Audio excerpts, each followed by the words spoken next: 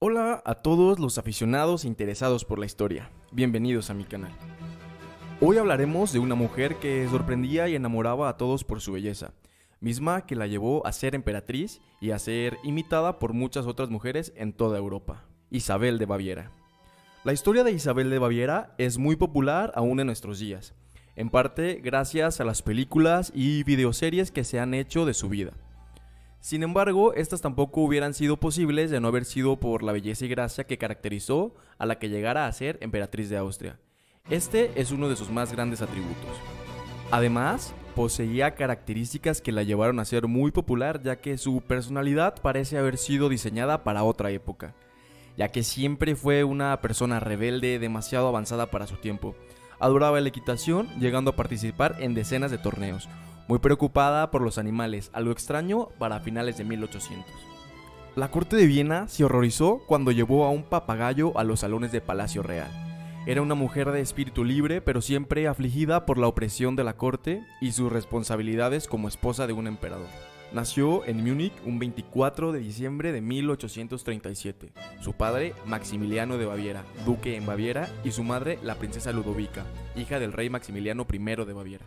Educada lejos de la corte, pasó la mayor parte de su infancia a caballo entre su ciudad natal y los salvajes paisajes que rodeaban al castillo de Possenhausen a las orillas del lago Starnberg. Hablaba varios idiomas, entre ellos el alemán, inglés, francés, húngaro y griego al final de su vida. La emperatriz estaba obsesionada con su físico. Como deporte practicaba la equitación y le gustaba ejercitarse. Mandó a instalar un pequeño gimnasio dentro del palacio, ya que no le gustaba que lo observaran. Practicaba gimnasia y solía dar caminatas tan largas que algunas de ellas llegaban hasta las 8 horas.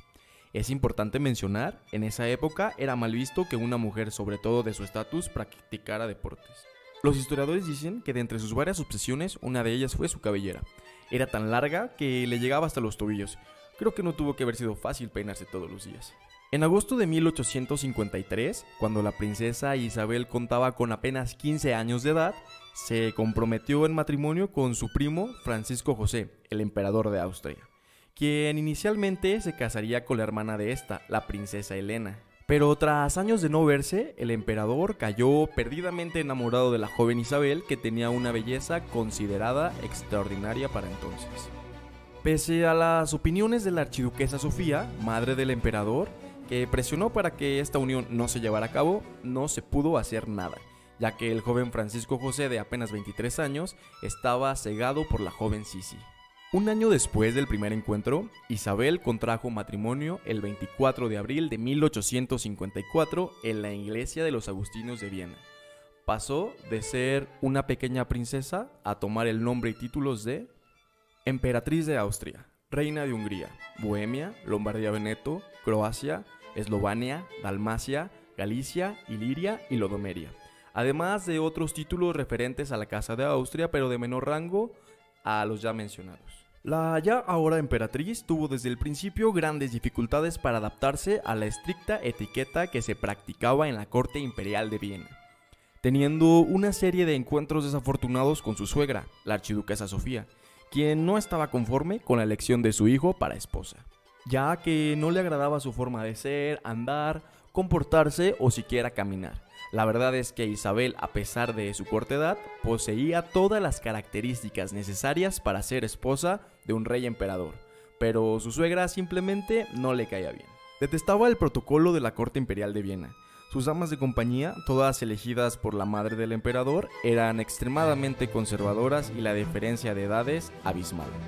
Debido a la presión, la emperatriz procuró participar lo menos posible de la vida en la corte y terminó desarrollando una auténtica fobia contra los actos oficiales y protocolarios, debido a los ataques de ansiedad que estos le provocaban, en ocasiones llegando a los desmayos y posterior depresión nerviosa. La vida pública le causaba incomodidad y se mantenía alejada de las miradas tanto como podía. Sin embargo, al ser la emperatriz, no podía siempre estar oculta. El matrimonio de los emperadores de Austria tuvo 4 hijos: Sofía Federica, Gisela, Rodolfo y María Valeria. de los cuales solo se pudo hacer cargo de la más pequeña, María Valeria, ya que se le privó de la educación y crianza de Sofía, Federica, Gisela y Rodolfo porque su suegra no la creía capacitada. Tienes que entender que, por encima de todo, eres la madre de tus súbditos, lo quieras o no. Una niña tan pequeña exige mucho tiempo y energía. Devuélveme a mi hija. No. Será educada por institutrices, así tendrás más tiempo para tus obligaciones. Lo cual le causó un estado de sufrimiento permanente. Se dice que ante la asfixia que le provocaba vivir en palacio, observada por sus damas de compañía, o mejor dicho, las espías impuestas por la madre del emperador, en una ocasión huyó de Viena con destino a la casa de sus padres en Baviera.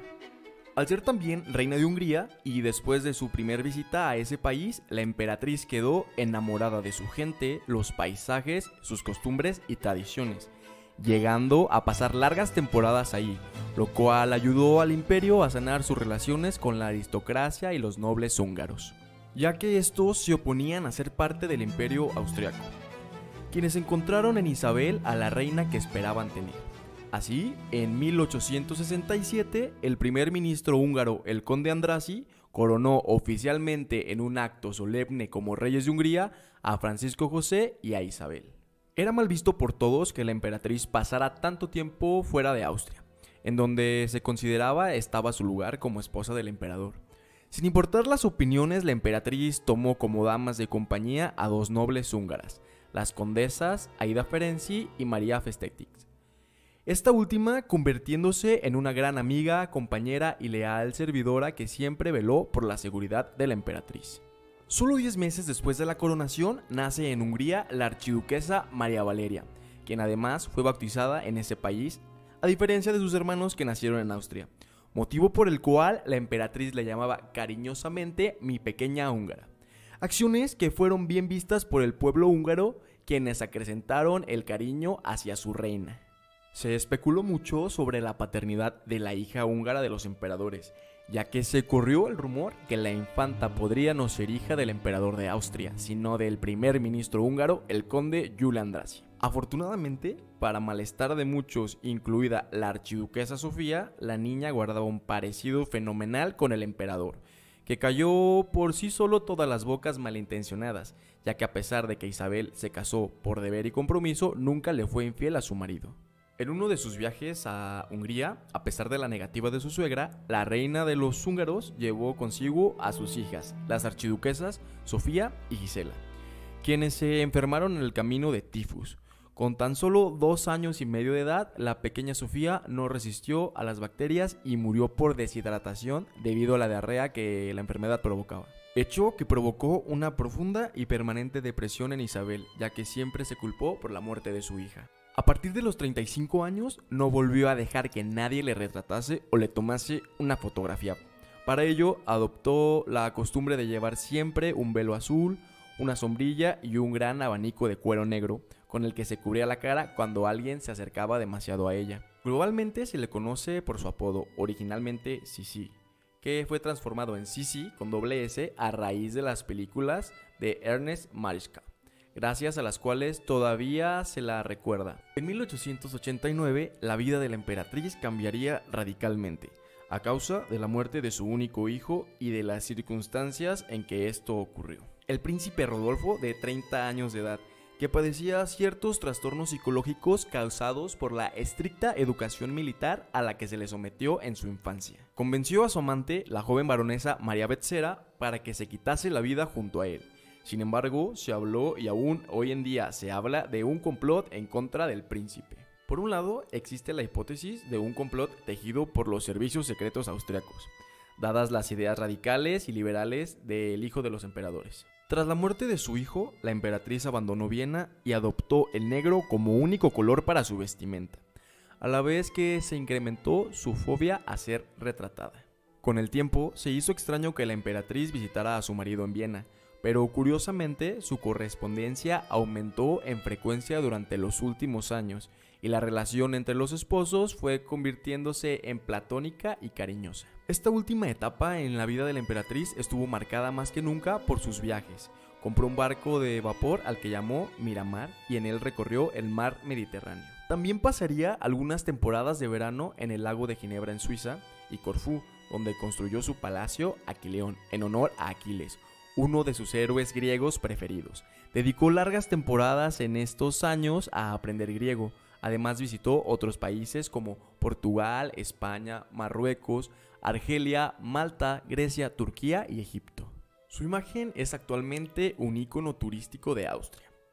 Así, en el Palacio de Hofburg de Viena, que ella tanto deseaba, hay actualmente un museo en su honor. También es un ícono turístico bávaro, región de origen de Isabel, con un museo en su localidad natal, Possenhausen. Es un personaje histórico muy conocido gracias al cine por la trilogía de películas austroalemanas de los años 1950.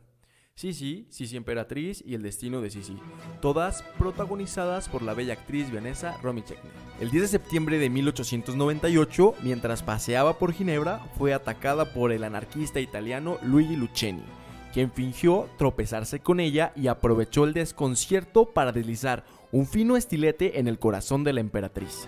Al principio, Isabel no fue consciente de lo que había sucedido. Solamente al subir al barco que las estaba esperando, comenzó a sentirse mal y a marearse. Cuando se desvaneció, su dama de compañía avisó al capitán del barco de la identidad de la dama y regresaron de inmediato al puerto. Fue sepultada en la cripta imperial en la iglesia de los capuchinos. Junto a su sepulcro se encuentra el de su esposo y el de su hijo Rodolfo. Antes de continuar, te pido que si te gustó el video, des like. No olvides activar la campana para recibir notificaciones cuando suba un nuevo video. Comparte con tus amigos y comenta qué fue lo que te pareció más interesante de la vida de este personaje y uno de los más famosos de la historia. ¿Sabías que Isabel de Baviera fue cuñada de Maximiliano de México? Sí, ya que el emperador del Segundo Imperio Mexicano fue hermano del emperador de Austria. Según la opinión de varios expertos en el tema, concluyen que la presión ejercida por la princesa Carlota en su marido para aceptar el trono del Segundo Imperio Mexicano se debía a que siempre tuvo en secreto una gran admiración por la esposa de su cuñado, la emperatriz Isabel.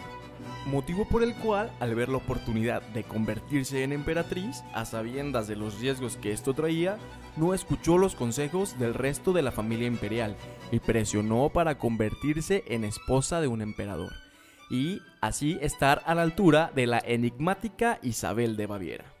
Motivo por el cual a la emperatriz de Austria se le otorgó la distinción de Dama Gran Cruz de la Imperial Orden de San Carlos del Segundo Imperio Mexicano. Gracias por tu atención y por acompañarme en este nuevo proyecto. Lo hago con mucho entusiasmo. Suscríbete, comparte y comenta. Te recuerdo que habrá una nueva biografía cada semana. Hasta la próxima.